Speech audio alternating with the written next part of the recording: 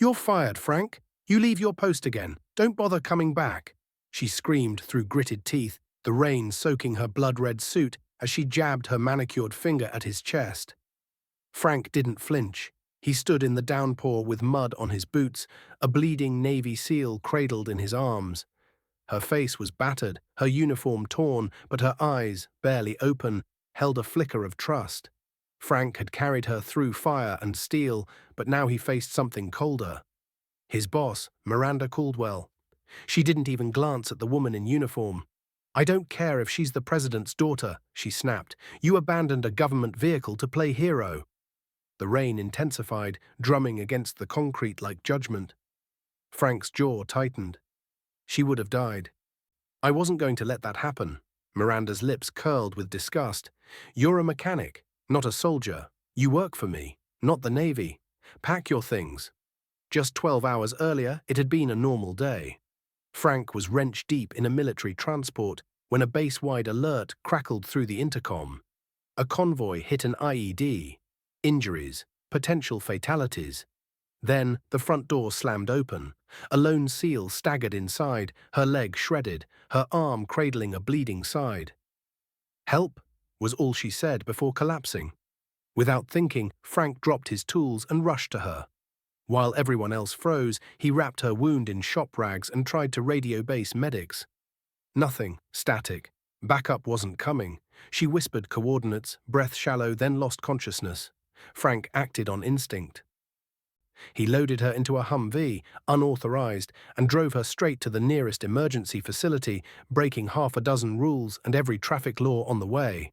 When he returned, Miranda was waiting. "You stole military equipment," she hissed. "You left the shop unmanned. You are done." She had the termination papers printed before he even stepped out of the truck.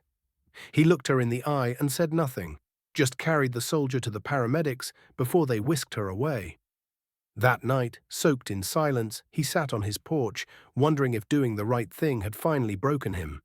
At sunrise the next day, 6 patrol cars rolled onto his street. Neighbors peeked from behind curtains. Some recorded. Frank stepped outside in the same oil-stained shirt from the day before.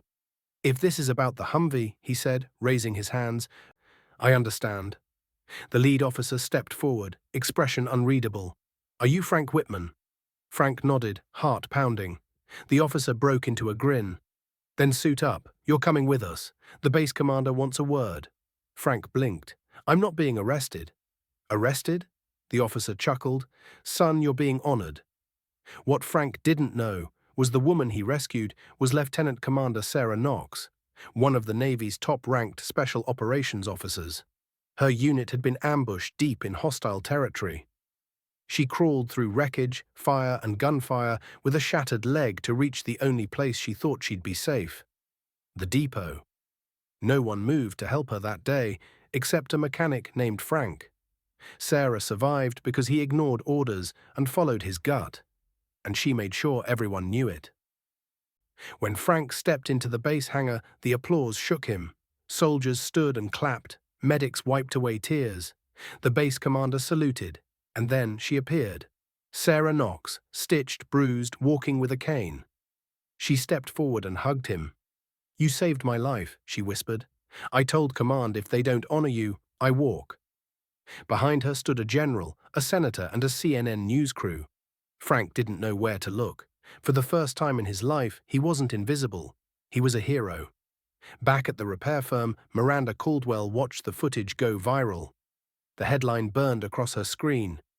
"Mechanic fired for saving SEAL gets Medal of Honor nomination." Below it, hashtags piled up. "Justice for Frank, Shaka hero not fired."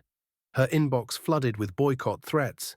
Defense contracts suspended, investors bailed.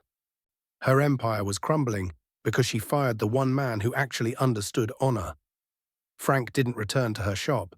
The Navy offered him a civilian role overseeing emergency tactical vehicle response. The mayor gave him a key to the city. And Sarah, she visited once a month, sometimes with others he'd never met. Soldiers who never forgot what he did for one of their own. At a press conference, she said, "Frank taught me something that day. The uniform doesn't make you a hero. The heart does. Sometimes the real warriors don't carry weapons. They carry people. They show up, not when it's convenient, but when it's needed most. Courage isn't always loud. Sometimes it looks like a mechanic with grease-stained hands doing what no one else would. Don't ever underestimate the ones society overlooks, because one day, they might just save a life and remind us all what honor really means. What's the first thought you had after watching this story? Write it below and tell us your country. Likes, shares, and comments help more people find these stories. So show some love before you go.